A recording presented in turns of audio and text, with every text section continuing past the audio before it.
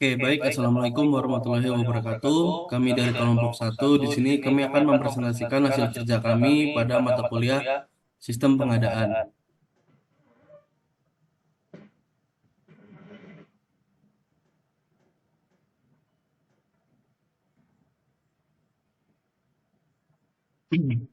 Selanjutnya di sini terdapat topik pembahasan, yaitu terdapat 6 topik pembahasan yang akan kami sampaikan. Yang pertama adalah anggota kelompok, yang kedua ada chapter satu, yang ketiga ada pembahasan soal, yang keempat ada chapter 2, dan yang kelima ada pembahasan soal, dan yang terakhir adalah penutup.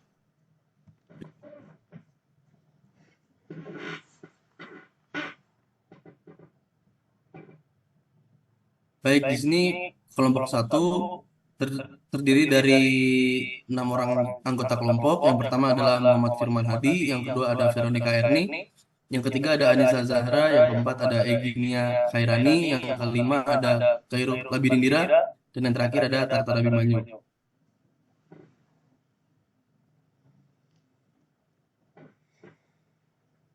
Baik, di sini kami akan masuk ke dalam chapter satu.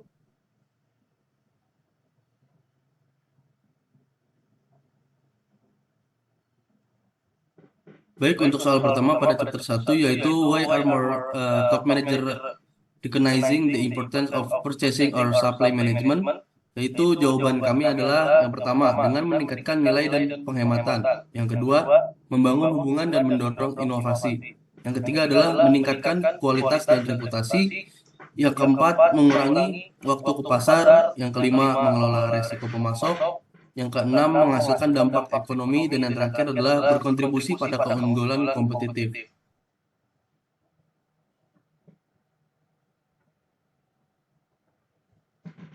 Selanjutnya nomor 2 pada chapter satu yaitu what the difference between purchasing and supply management, what is the difference between supply chain orientation and supply chain management. Baik, untuk purchasing sendiri atau pembelian merujuk pada fungsi operasional yang bertanggung jawab untuk membeli barang dan jasa, yang sering kali fokus pada identifikasi pemasok, negosiasi, dan kontrak. Purchasing memastikan bahwa organisasi mendapatkan kualitas, kuantitas, dan harga yang tepat dari sumber yang tepat. Kemudian, supply management atau manajemen rantai pasokan melibatkan pendekatan berbasis proses yang mencakup tidak hanya pembelian, tetapi juga manajemen seluruh basis pemasok. Ini termasuk mengidentifikasi, mengevaluasi, dan mengembangkan pemasok untuk meningkatkan kinerja organisasi secara keseluruhan.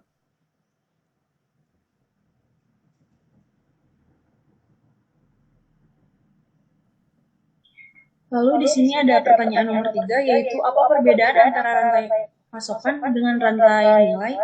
Di sini perbedaan antara rantai pasok dan rantai nilai, yaitu rantai pasok atau supply chain adalah sistem yang mengelola aliran produk dari pemasok konsumen, menekankan pada koordinasi dan efisiensi dalam pengadaan, produksi, dan distribusi.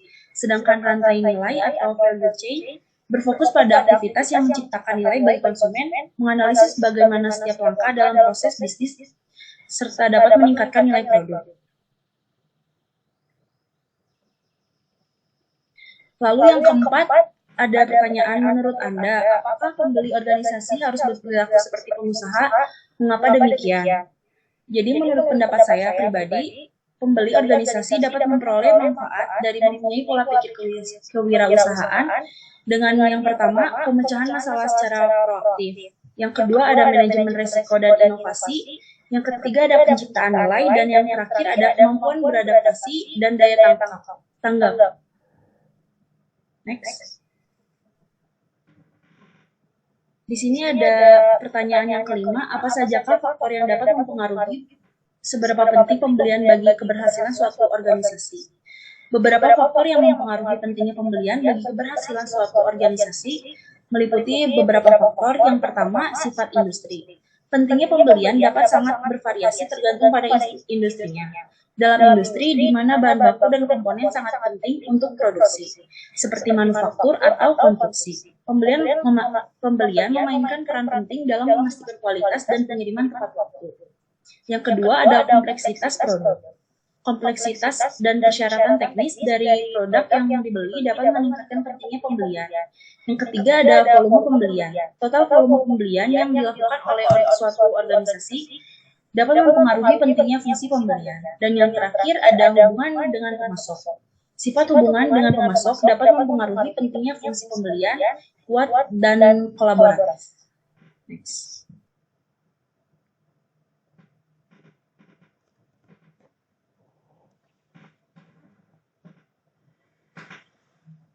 Dan di sini kita memasuki chapter kedua.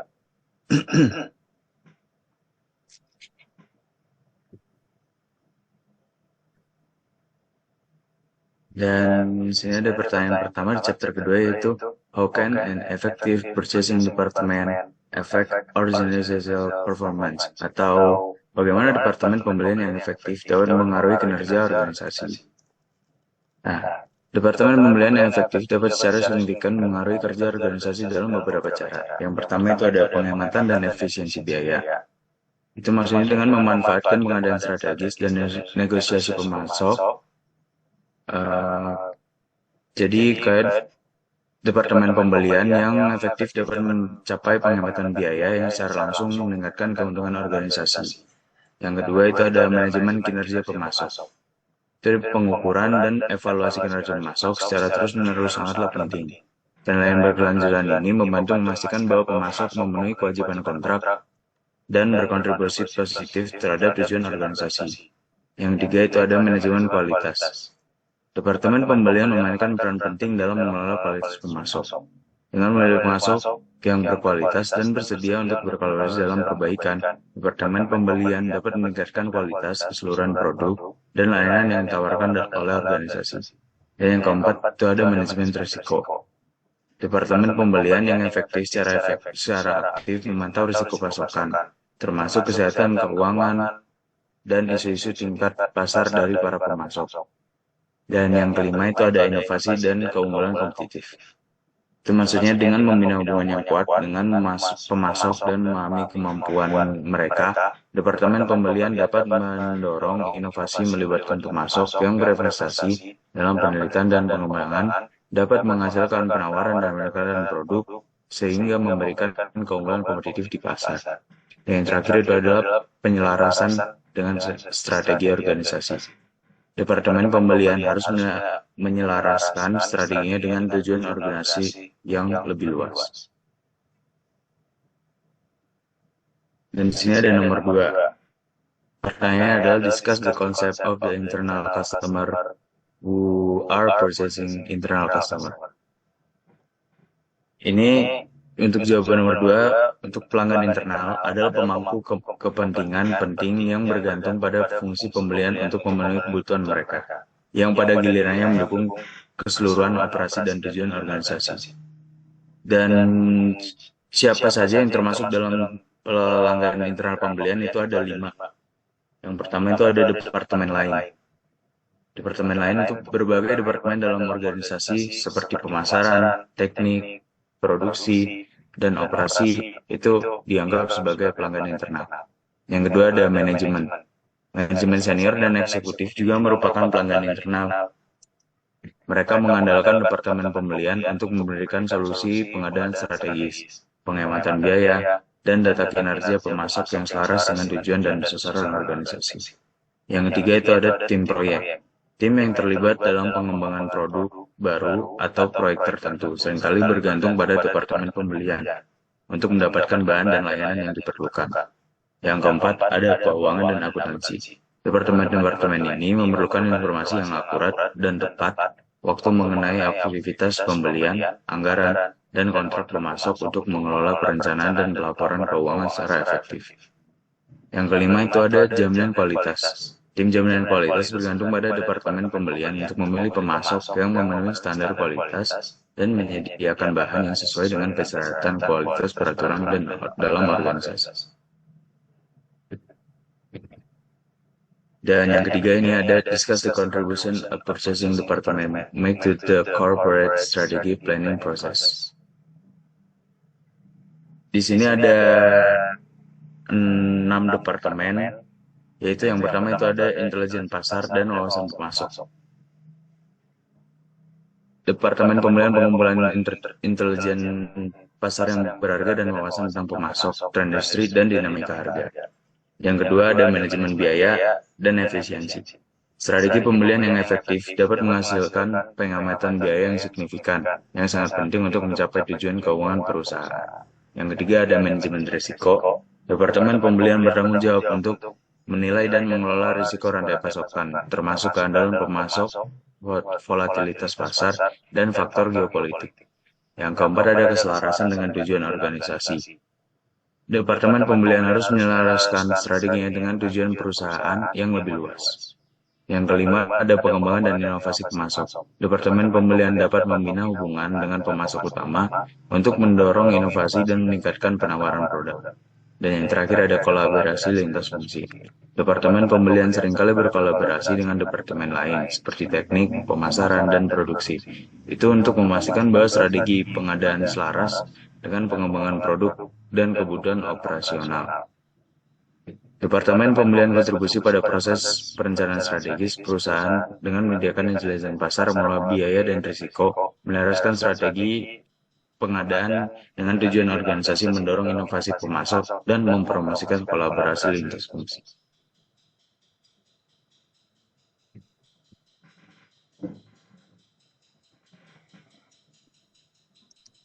Oke, selanjutnya ada nomor 4, sebutkan area-area yang biasanya dipertimbangkan dalam rentang kendali pembelian. Dan jelaskan mengapa penting bagi bagian pembelian untuk memiliki wewenang atas masing-masing area ini. Yang pertama itu ada pengadaan barang dan jasa. Pada tim purchasing memiliki tanggung jawab untuk menentukan jenis barang jasa yang akan dibeli agar sesuai dengan anggaran dan kebutuhan perusahaan. Yang kedua, negosiasi dengan pemasok. Pada bagian ini, tim purchasing memiliki wewenang dalam negosiasi untuk mengurangi pembelian biaya dan meningkatkan nilai dari setiap transaksi. Yang ketiga, ada manajemen kontrak. Pada bagian ini memastikan bahwa semua kontrak dipatuhi dan perusahaan terlindungi dari risiko hukum. Dalam manajemen ini membantu menghindari potensi sengketa dan memastikan kesepakatan yang adil dan menguntungkan. Yang keempat, pengawasan kualitas. Pada bagian ini menetapkan standar kualitas bagi barang dan jasa yang yang dibeli, memastikan semua produk yang diterima sesuai dengan standar atau spesifikasi terpenuhi. Yang terakhir ada anggaran. Tim ini memastikan semua pengeluaran sesuai dengan anggaran yang telah disetujui untuk mencegah pengeluaran berlebihan.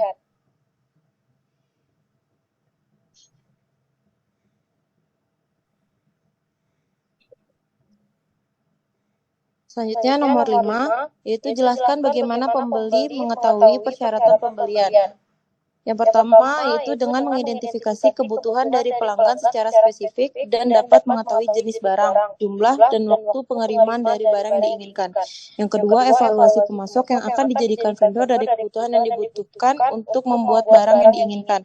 Yang ketiga, ada negosiasi harga dan juga kontrak yang tepat dengan pembeli sehingga mendapat harga yang terbaik dengan tetap menyenangkan pelanggan. Dan yang terakhir ada mengawasi dan evaluasi kinerja pemasok dan memenuhi keinginan.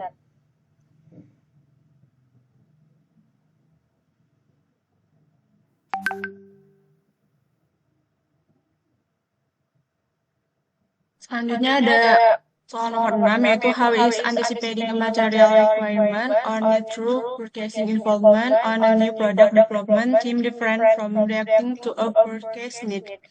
Pertama itu antisipasi ke forecast need, itu mengantisipasi kebutuhan pembelian, melibatkan tindakan proaktif dalam proses pengembangan produk baru. Ini berarti bahwa Departemen Pembelian terlibat sejak tahap awal pengembangan produk, membantu mengidentifikasi dan merencanakan kebutuhan material. Yang kedua, adapting to a forecast need, artinya melibatkan peran yang lebih pasif. Departemen Pembelian menunggu hingga kebutuhan muncul sebelum mengambil tindakan. Selanjutnya nomor 7 itu why do some firms no longer rely only on competitive bidding when awarding purchasing contracts. Yang pertama itu ada value beyond price. Perusahaan menyadari bahwa penawaran terendah tidak selalu berarti nilai terbaik. Faktor-faktor seperti kualitas, kendala, dan layanan semakin diprioritaskan di atas sekadar biaya. sehingga perusahaan mencari pemasok yang dapat memberikan proposisi nilai yang komprehensif, bukan hanya harga yang kompetitif. Yang kedua itu building long-term relationships. Pendekatan ini mendorong kolaborasi, inovasi, dan pertumbuhan bersama yang dapat memberikan hasil yang lebih baik daripada proses penawaran kompetitif tradisional yang seringkali memprioritaskan keuntungan jangka pendek.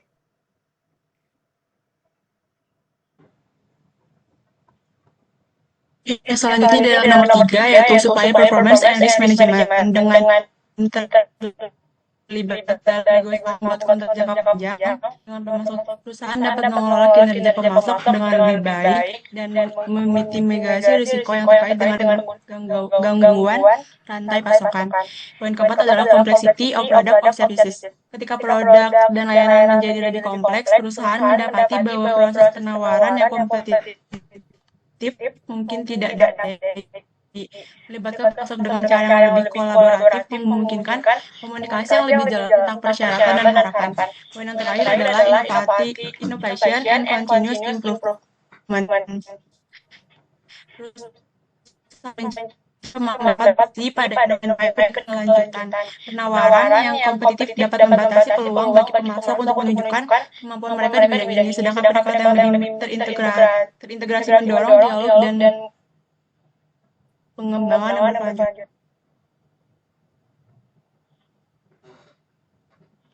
Soal nomor 8 adalah provide a list of the major documents that are covered in a suite of e-procurement software tools. Pertama adalah purchase requisition, dokumen yang memulai proses pembelian dengan menentukan item atau layanan yang dibutuhkan. Yang kedua adalah RFQ, dokumen yang dikirim ke pemasok untuk meminta penawaran harga untuk barang atau layanan tertentu. Yang ketiga adalah purchase order atau PO, perjanjian formal yang dikirim ke pemasok yang menguraikan rincian pembelian termasuk jumlah, harga, dan persyaratan pengiriman. Yang selanjutnya adalah kontrak atau perjanjian hukum yang menetapkan syarat dan ketentuan antara pembeli dan pemasok. Yang selanjutnya adalah invoice atau dokumen yang diterbitkan oleh pemasok yang meminta pembayaran untuk barang atau layanan yang diberikan. Selanjutnya adalah receipt atau bukti pengiriman dan penerimaan barang atau jasa yang diterima.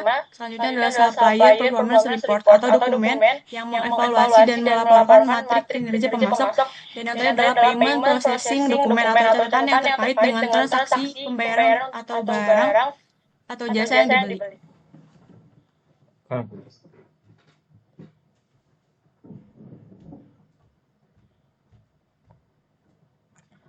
Lalu nomor 9 ada advantage of electronically transmitting and receiving purchasing document between a buyer and a seller.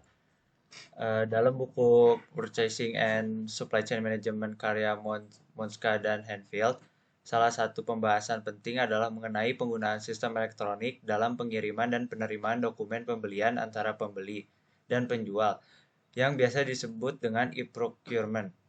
Lalu keuntungan e-procurement ini yang pertama adalah efisiensi waktu dan pengurangan kesalahan, yaitu proses pengiriman dokumen secara elektronik dapat menghemat waktu karena lebih cepat dibandingkan pengiriman dokumen fisik. Dan selain itu, resiko kesalahan manual seperti kesalahan input data berkurang secara signifikan. Lalu ada penghematan biaya. Penggunaan e-procurement ini dapat mengurangi biaya operasional yang terkait dengan pengelolaan dokumen fisik, seperti biaya kertas, pengiriman, dan penyimpanan. Lalu yang ketiga ada akses real time. Akses ini tuh sistem elektronik yang memungkinkan kita untuk mengakses secara real time ke data dan informasi terkait pengadaan, sehingga pembeli dan penjual dapat melihat status pesanan atau dokumen kapan saja. Ini juga meningkatkan transparansi dan memungkinkan manajemen yang lebih baik terhadap rantai pasok. Lalu ada kolaborasi yang lebih baik atau memfasilitasi komunikasi yang lebih cepat dan efektif. Lalu ada tantangan e-procurement. Yang pertama ada biaya implementasi, yaitu investasi awal untuk teknologi dan pelatihan yang cukup besar. Yang kedua ada integrasi sistem, yaitu kesulitan untuk menggabungkan dengan sistem yang sudah ada. Lalu yang ketiga keamanan data. dengan risiko pencurian data dan serangan cyber. Lalu keempat adalah penyesuaian budaya. Tantangan ini mengubah budaya kerja manual. Lalu yang terakhir ada manajemen pemasok. Pemasok kecil mungkin kurang siap teknologi. Lanjut.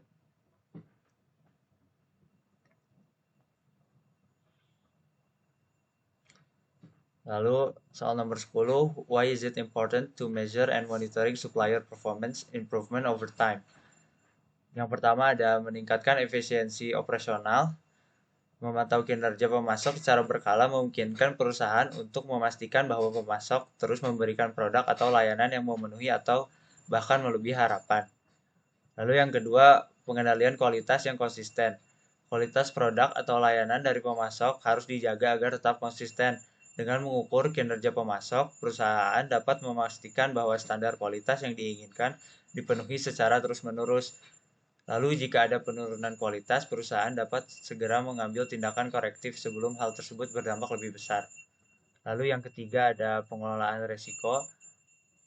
Pemantauan kinerja pemasok juga berfungsi sebagai alat manajemen risiko dengan melacak indikator-indikator penting seperti ketepatan waktu, pengiriman, kualitas produk, dan kepatuhan terhadap persyaratan kontrak.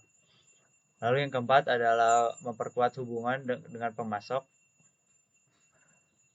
Dengan memantau dan mendukung pemasok dalam upaya mereka untuk meningkatkan kinerja, perusahaan dapat membangun hubungan kerja yang lebih kuat dan kolaboratif. Lalu yang kelima ada identifikasi peluang penghematan biaya. Mengukur kinerja pemasok secara teratur dapat membantu perusahaan mengidentifikasi area di mana pemasok dapat meningkatkan efisiensi atau mengurangi biaya. Lalu nomor 6 yaitu penilaian terhadap pengembangan pemasok. Ini adalah salah satu tujuan penting dalam memantau kinerja pemasok untuk menilai efektivitas program pengembangan pemasok.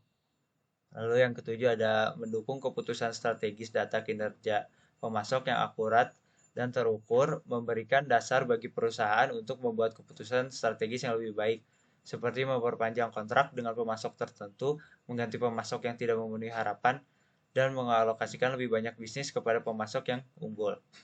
Lalu yang terakhir ada keberlanjutan, yaitu memantau kinerja pemasok juga memungkinkan perusahaan untuk memastikan bahwa pemasok mematuhi standar keberlanjutan dan tanggung jawab sosial yang ditetapkan. Ini menjadi semakin penting karena tekanan dari pemerintah, konsumen, dan pemangku kepentingan lainnya terikat praktik bisnis yang berkelanjutan dan etis. Next. Baik, untuk pembagian tugas pada kelompok kami di sini untuk pengerjaan chapter 1 terdapat 2 orang yaitu Tatar dan Veronica mengerjakan nomor 1, 2, 3, dan 5. 3 untuk Veronica 3 sampai 5. Untuk chapter 2 terdapat 4 orang yaitu Firman, Eginia, Anissa Zahra, dan Kairo. Untuk Firman sendiri mengerjakan nomor 1 sampai 3, Eginia 4 dan 5, Anissa Zahra 6 sampai 8, dan Kairo 9 dan 10.